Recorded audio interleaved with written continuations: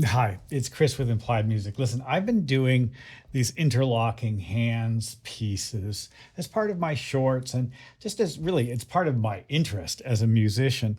And I wanted to take a moment and show you what it looks like from the top and maybe explain a little bit how I got to this style. So I'll show you a few examples. We'll start with something really simple and sort of work our way towards something perhaps a little more complex. Our first example in this week's series of 6 shorts is perhaps a little complicated. I decided to do a 3-note pattern in the left hand, and then over the top of it, as I recall, these 4 notes.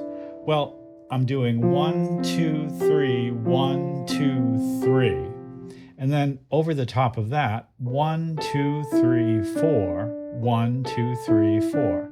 Now, that creates what we call interference of periodicity. A 3-note phrase against a 4-note phrase. You know, it's a kind of a least common multiple issue in math. Anyhow, I could do those at the same time.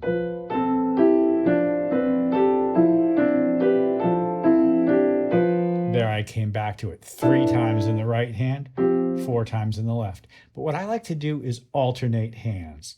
Left, right, left, right, left, right, left, right, left, right, left, right. Alternating hands gives me 1 note at a time, and the pattern is clearer.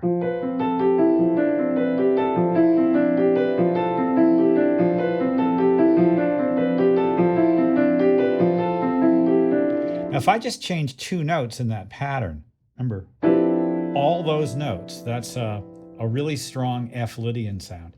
If I change these 2 notes up, I now have D Aeolian, right? It's a B.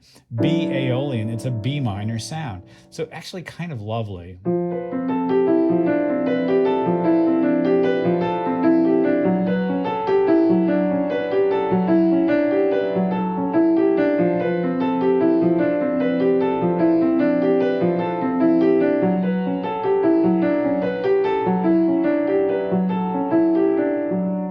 I'm creating what's called a resultant melody. Resultant, it results from the procedures that I'm doing, and also, kind of like a resultant harmony. Well, that's kind of maybe a lot to try to do the first time you do this. So how could you approach doing something like this? Well, what if you take something simple like a G and a D? And we're going to think about being in, say, a G major system. That's 2 notes. And then I'm going to grab 3 notes, 3 other notes from the G major system. Like, for instance, maybe the 3rd, the 6th, and the major 7th. So I have 2 notes here and 3 notes here. Now, I like to keep my thumbs out of it because they tend to kind of get in each other's way. So now I have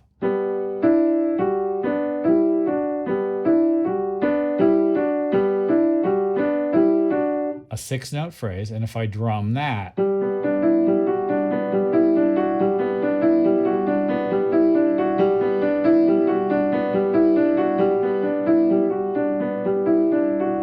what if I change that key? Becomes F major. G major becomes F major. These are the notes from the F major scale. You can see the B flat is there, the E is there. G major, F major. I really haven't changed position, I've just changed the notes that are in the system. So G major.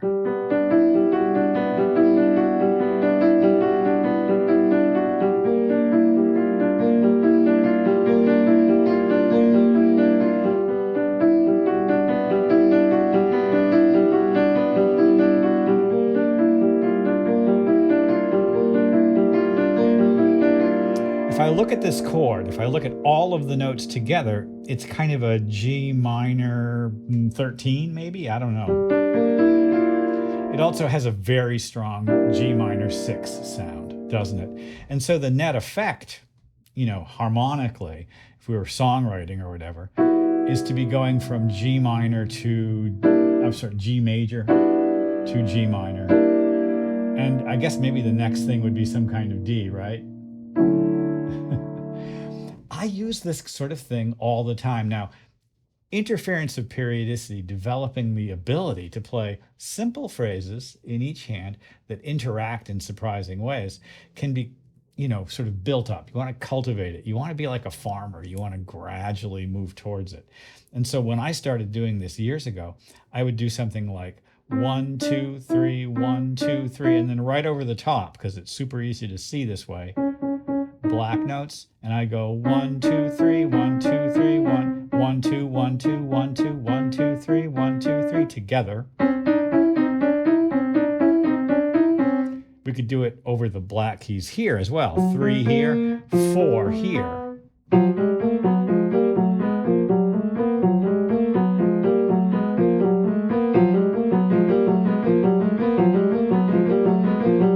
It's intense chromatically, and this will definitely drive everyone in your house out of the room. Let's alternate hands now.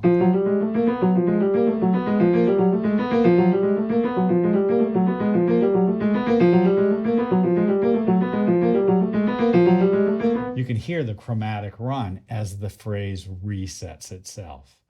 Now, it's not a big stretch to go from the hands being very close together like that and right on top of each other, taking advantage of the white and black keys to learn how to do it, to extending outwards to something like 4 notes of an A minor 7 chord, maybe with these 4 fingers, and 3 notes of a B minor triad. So together.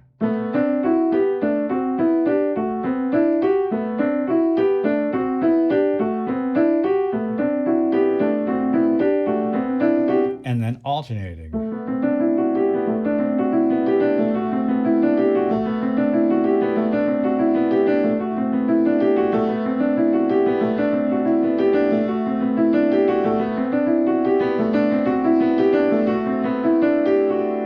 So there I have this chord, a 7th chord in the left hand, and this chord, a B minor triad.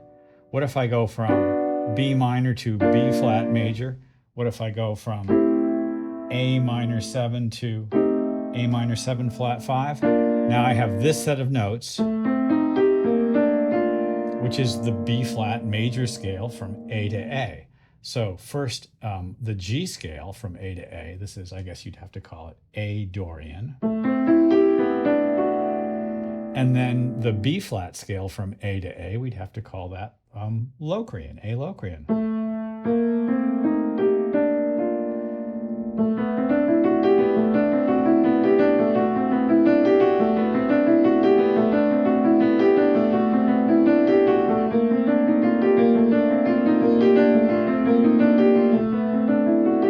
From Dorian to Locrian. Well, over the years, I've built up my ability to do this casually and fairly easily, and I can actually play through chord progressions using stuff like this, although I'm not so interested in chord progressions as I am sort of sequences of modes, sequences of terrains. You can see that I have to think about these as layouts of white and black keys on the piano or harmonic layouts. I call this terrain or terrain thinking.